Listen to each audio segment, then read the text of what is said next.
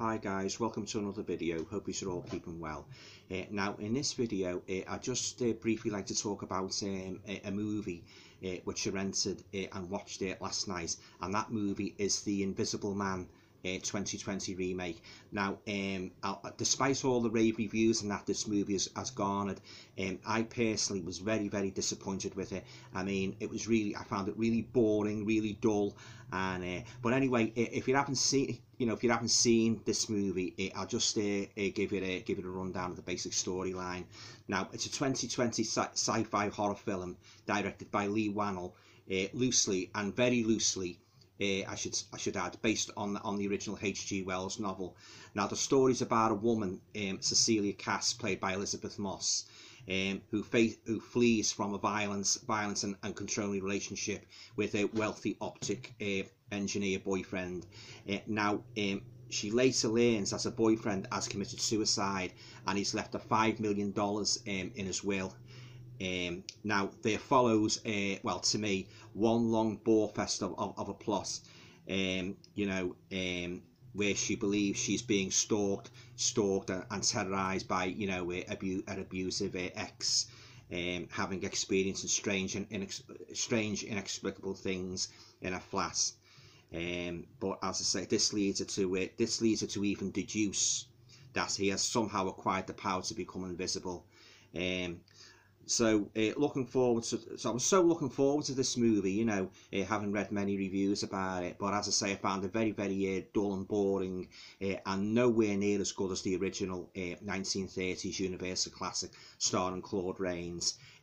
Too many drawn out scenes for my liking. You see one scene where she apparently hears something in a house, and she's walking slowly around the darkened rooms. I mean, why on earth do so many of these horror movies insist on having dark scenes where you can barely see what's going on? I don't understand it. Comparing these to the horror films of old, the colours were lovely, and you could really see what was going on, especially the Hammer movies. And a lot of the 70s movies, the colour was just lovely, and the story moved along. Most of the time the story moved along at a good pace, but this was very poorly paced, and I didn't even care for the main character. But then again, that's just my opinion. I'm not putting that down in stone and saying don't watch this movie, because as I say, it's had a lot of reviews and that, but I personally, I didn't like it at all. And they got a cheap charge and £15 for this in the Blu-ray shops, so I'm so glad I rented it out first just to see whether I liked it or not. That's what I do now. If I see a new movie come out, what I tend to do, I tend to rent it first on Amazon or whatever, just to see if I like it. And if I like it, I will then, and only then, will I add it to my collection. But getting back to this, it was a real bore fest, in my opinion. But I say that's just my opinion. I know a lot of people do like the movie. I suppose it's a kind of Marmite movie, really. You either hate it or you love it, but it didn't do anything for me at all. I'm sorry, but I just didn't like it at all. So I say I'm so glad I rented it, and that, and the story, hardly anything ever happened. These dark scenes and that, and a slow. I found that interminable. I actually found myself falling asleep after about an hour into it. I thought to myself, when is the story going to start moving? When is the story going to start to pick up pace and start to enthrall you? Never happened, guys. So yeah, The Invisible Man 2020.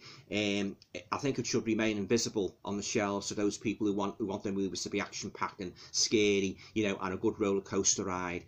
Because as far as I'm concerned, this was yet another very disappointing addition to the movie remake trend. I wish they wouldn't remake movies, to be quite honest with you. Now they're even talking about remaking The Exorcist. It's going a bit too far. Even if they remade Jaws, it would never ever recapture the magic and brilliance of the original movie. I've seen many remakes now, and they've just been a load of crap, to be quite blunt with you. They just can't recapture. They're even talking about remaking Freddy Krueger now. Oh, come on, guys, give it a rest. We've had too many substandard remakes and that. There's loads of writers out there sending their work into Hollywood, and they're not, they seem to be falling back on the old movies and that, as if they're stuck for new ideas. you know, new stories. I mean, as a writer myself, I've got loads of ideas for movies. I could write a script and send it to Hollywood and that, you know. I write, as you know, write short story books and that. I've written quite a few factual paranormal books. Or, you know, I've got a notebook full of ideas and that. So, you know, if writers like me are sending work into Hollywood, you know, why a lot of these producers going back over old ground and trying to rekindle a magic that they will never, in my opinion anyway, that's just my opinion, they will never be able to rekindle satisfactorily. But anyway guys, as I say, getting back to The Invisible Man, you know, I was very, very disappointed with it, you know, and I hope to God they don't do a sequel. But anyway, as I say, that's just my opinion and that, you know. So as I say, The Invisible Man 2020, I just thought it was a load of soporific rubbish, you know. But as I say, that's just my opinion, you know. I know there's plenty out there, you know, who might like the movie and that, you know.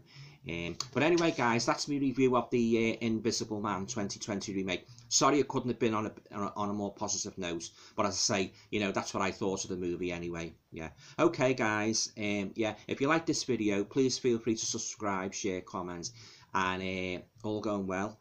I'll see you in the next video with hopefully a more positive review of a movie. Stay safe, guys.